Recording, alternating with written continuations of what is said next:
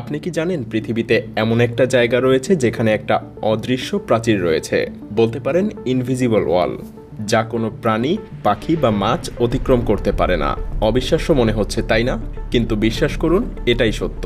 হ্যাঁ, আজ আপনাদের নিয়ে যাব এমন এক রহস্যময় দ্বীপে যেখানে আছে এই অদৃশ্য সীমানা প্রাচীর, যাকে আমরা ইনভিজিবল লাইন বলছি।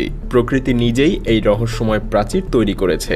এই সীমানা ইন্দোনেশিয়ার বালি এবং লম্বক দ্বীপগুলোর মাঝে। এই লাইন একে অপরের পাশ দিয়ে চলে গেলেও এই দুই অঞ্চলের প্রাণীদের জন্য এই সীমানা কখনোই পেরোনো সম্ভব না। শুধুমাত্র ৩৫ কিলোমিটারের দূরত্ব।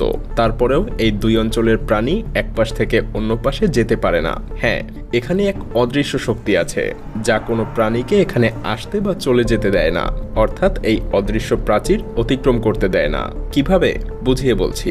বালি এবং লম্বক দ্বীপগুলোর মাঝে একদিকে রয়েছে এক ধরনের প্রাণী, পাখি এবং মাছ, আর অন্যদিকে একেবারে ভিন্ন ধরনের প্রাণী, পাখি এবং মাছ রয়েছে। আপনি যখন বালি থেকে লম্বক পৌঁছাবেন তখন আপনি বুঝতে পারবেন যে যতটুকু ঘুরে দেখেছেন সবকিছুই মুহূর্তের মধ্যে বদলে গেছে। হ্যাঁ, যদি বালি থেকে লম্বক চলে যান, আপনি পুরো পরিবেশটাকেই আলাদা হয়ে যেতে দেখবেন। এবং এই রহস্যময় সীমানাটার সবথেকে অদ্ভুত বিষয় হলো, এটা শুধু মানুষ ছাড়া অন্য কোনো প্রাণী বা মাছের পক্ষে পার করা সম্ভব না। এমনকি একটা পাখিও উড়ে যেতে পারে না। আপনি নিশ্চয়ই ভাবছেন, এই ৩৫ কিলোমিটার দূরে এমন কি আছে যে প্রাণীরা একদিক থেকে আরেক দিকে যেতে পারে না? সত্যি বলতে, এই সীমানার পেছনে রয়েছে এক অদৃশ্য শক্তি, যা সবার অগোচরে পুরো পরিবেশকে একে অপরের থেকে আলাদা করে রেখেছে। আর এই অদৃশ্য প্রাচীরের রহস্য জানতে হলে আমাদেরকে ১৫০ বছর পেছনে যেতে হবে।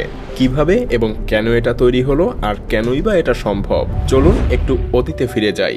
১৫০ বছর আগে এক ব্রিটিশ গবেষক আলফ্রেড রসেল ওয়ালিস এই রহস্যময় লাইনটা আবিষ্কার করেছিলেন। তিনি জানতেন না যে তার এই আবিষ্কার একদিন পুরো পৃথিবীকে চমকে দিবে।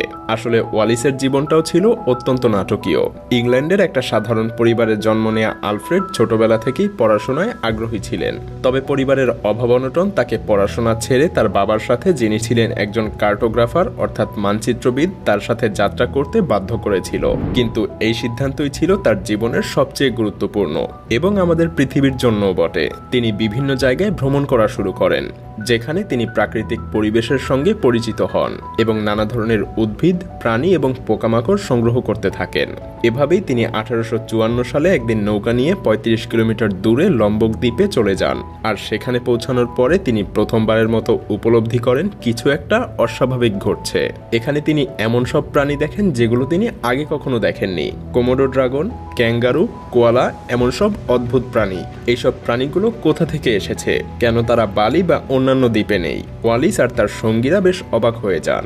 এখানে তার কাছে এক বড় প্রশ্ন এসে দাঁড়ায়, কেন এই দ্বীপে এত বিচিত্র প্রাণী বসবাস করে? কিছু একটা শক্তি কাজ করছে, এটা সে বুঝতে পারছিল। তবে এই রহস্যময় পরিস্থিতি তাকে ভাবিয়ে তোলে। কিন্তু সমাধানটা আসতে আরো কিছুদিন সময় লাগে, এবং সেই সময়ের মধ্যে তাকে এমন এক অদ্ভুত রোগে আক্রান্ত হতে হয় যা তাকে এক জায়গায় বিশ্রাম নিতে বাধ্য করে। আর সেই বিশ্রামের সময় এই রহস্যময় লাইন সম্পর্কে তার মস্তিষ্কে প্রথম একটা অসাধারণ ধারণা আসে, এবং এই ভাবনাই ছিল তাকে পৃথিবী জুড়ে অবিস্মরণীয় করে তোলার পথে প্রথম পদক্ষেপ। ওয়ালিস যখন তার বিশ্রামে ছিলেন তখন তার মনে অদ্ভুত চিন্তা আসলো। তিনি বুঝতে পারলেন এখানে যা ঘটছে তা কোনো সাধারণ বিষয় না।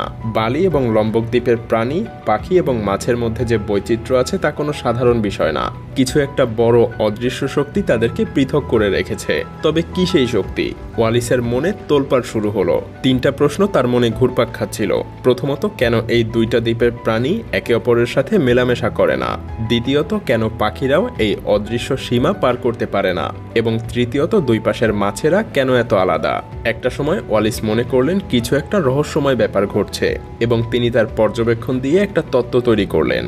ওয়ালিস বললেন, বালি এবং লম্বক দ্বীপ একসময় একে অপরের সঙ্গে যুক্ত ছিল।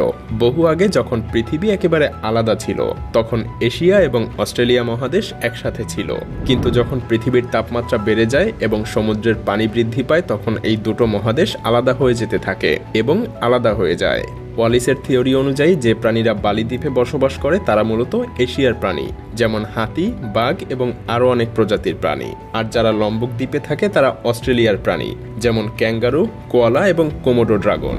আর এই প্রাণীগুলো একে অপরের সঙ্গে মিশতে পারে না, কারণ তারা লাখ লাখ বছর আগেই আলাদা হয়ে গেছে, যখন পৃথিবী থেকে এক মহাদেশ ভেঙে নতুন দ্বীপ এবং সমুদ্র তৈরি হয়েছিল। এই তত্ত্বটা সেই সময়ে শুধু প্রাণীদের বৈচিত্র্যই ব্যাখ্যা করে না, বরং বৈজ্ঞানিক দৃষ্টিকোণ থেকেও পৃথিবীর সম্পর্কে আমাদের ধারণা বদলে দেয়।